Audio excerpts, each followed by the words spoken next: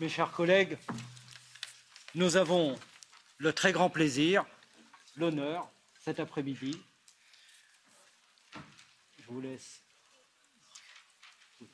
nous avons le très grand plaisir, l'honneur d'accueillir cet après-midi Madame Laura Kövesi, chef du parquet européen.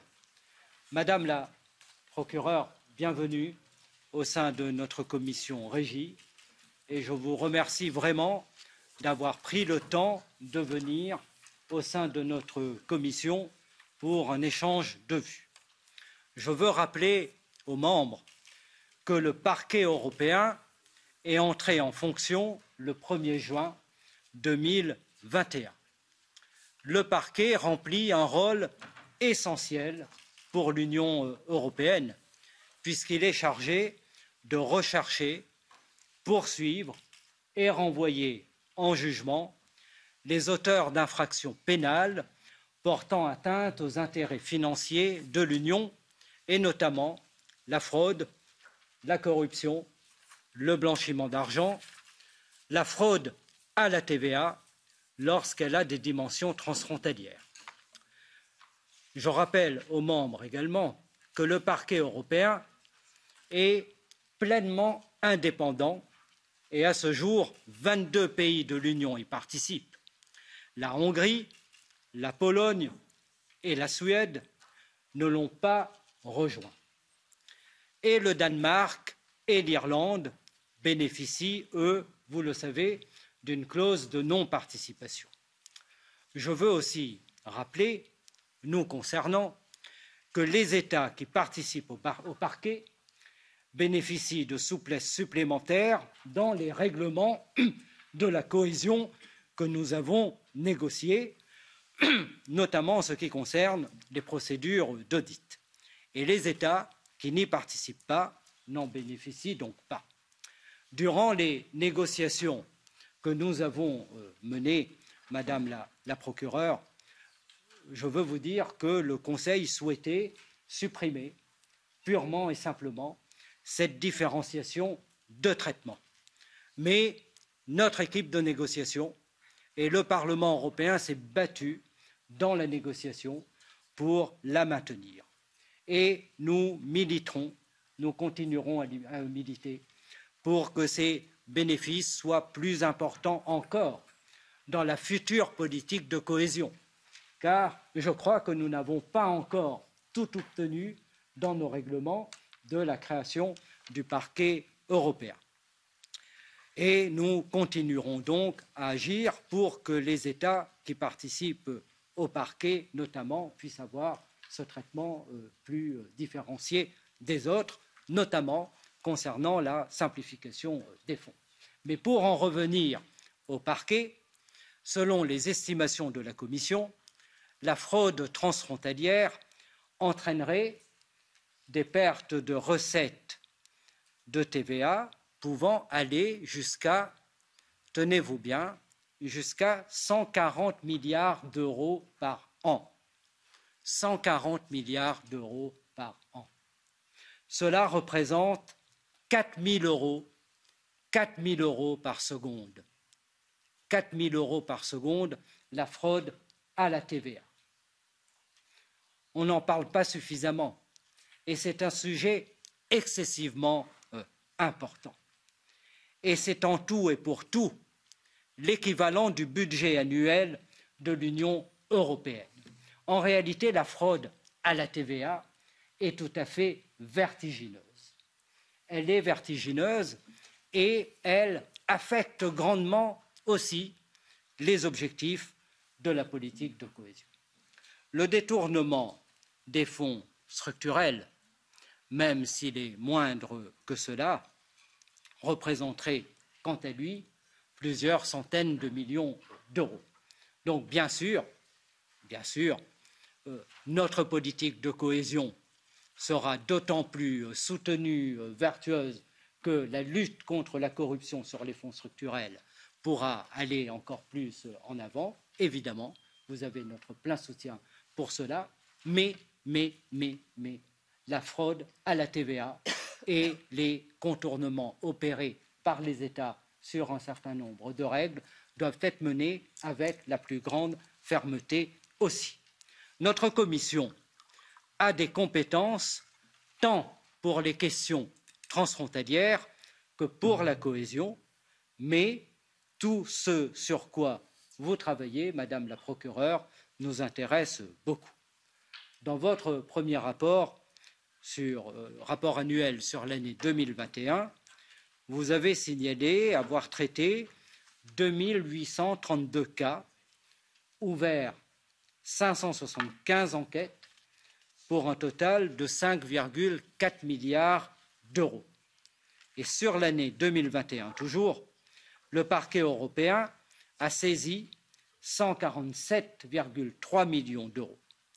Ces chiffres et les sommes en jeu sont élevés et témoignent du rôle tout à fait central pour un parquet jeune que joue votre institution déjà aujourd'hui.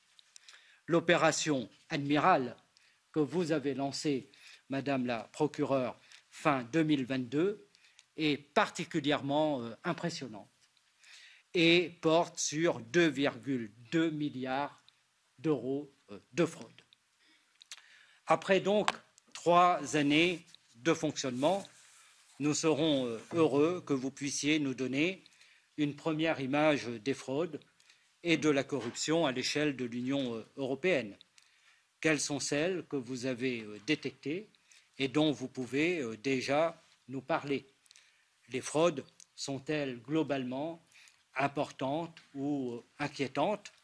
Y a-t-il de bons élèves ou de mauvais élèves? Ce que je veux également vous dire, Madame la procureure, mes chers collègues, le parquet européen, en tant que garant de la protection du budget de l'Union et donc du budget de la cohésion, peut demain être le garant d'une plus grande simplification des fonds européens.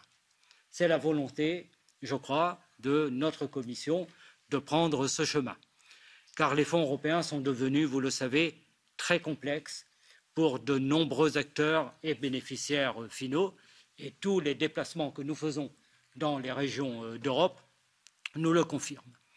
Un parquet fort, indépendant et efficace est un gage en réalité de confiance pour la Commission européenne et pour les institutions européennes et nous permettra de lever toute une série de lourdeurs administratives qui compensaient jusque-là l'absence de parquet européen, l'absence de parquet solide en capacité de se pourvoir directement et indépendamment devant des cours nationales. Ce que nous devons tous comprendre, c'est qu'il ne sera pas possible, il n'a pas été possible d'aller vers une simplification très avancée des fonds européens, tout simplement parce que nous n'avions pas de parquet européen. Mais plus le parquet est doté de moyens, plus le parquet est fort, plus le parquet peut faire des investigations et plus alors nous sommes rassurés pour autoriser les simplifications les plus importantes. Dans ce contexte, en particulier pour la cohésion, quelle coopération, Madame la procureure, a été mise en place avec la Commission européenne? Je crois que c'est une question que se posent beaucoup de collègues. Les institutions de l'Union ont l'obligation de reporter les suspicions de fraude auprès de votre institution et nous aimerions savoir si cela fonctionne bien. L'OLAF, par ailleurs, a été chargé de centraliser toutes les détections d'éventuelles suspicions de fraude et de les analyser avant toute transmission vers le parquet. Jugez-vous, Madame la procureure, que ce rôle écran est efficace? Autre question, nous en avons un certain nombre, et puis je vais m'arrêter là. Disposez-vous aussi du budget et des ressources suffisantes à votre fonctionnement? Nous avons ici des membres qui sont aussi ceux membres de la commission du budget, et nous avons déposé, en tout cas je l'avais fait, un certain nombre de propositions pour renforcer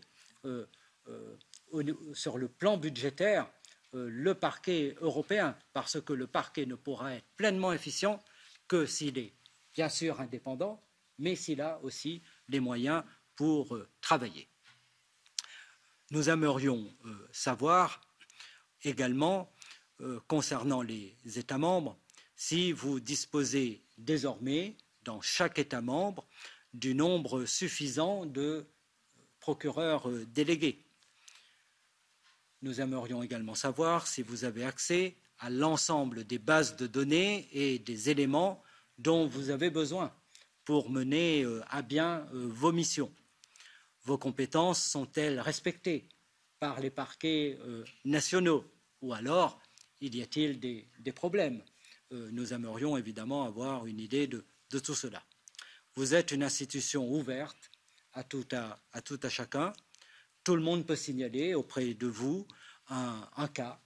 Aussi, il est fort possible que vous receviez des signalements venant de lanceurs d'alerte, qu'ils soient fonctionnaires européens, fonctionnaires nationaux ou fonctionnaires territoriaux ou des employés travaillant dans les entreprises ou dans les associations.